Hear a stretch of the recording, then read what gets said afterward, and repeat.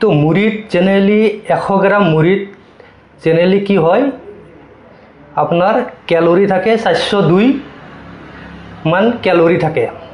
আৰু কিছুমান কন্টেন্ট থাকে যে আমি মুড়িটো খাও কিয় মুড়িটো খোৱাটো উপকাৰী আছে সেইকাৰণে আমি মুড়ি খাও এনে তো আমি মুড়িটো না খাও তো এটা হল আমি ক্যালোরি কিমান পাও 402 মান ক্যালোরি পাও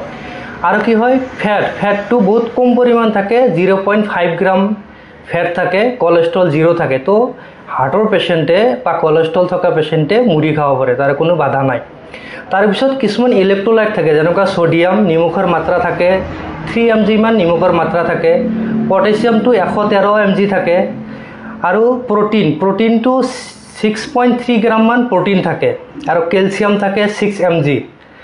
আয়ৰন থাকে লগতে আয়ৰনটো বহুত পৰিমাণ আয়ৰন থাকে মুড়িত 31.7 mg আয়ৰন থাকে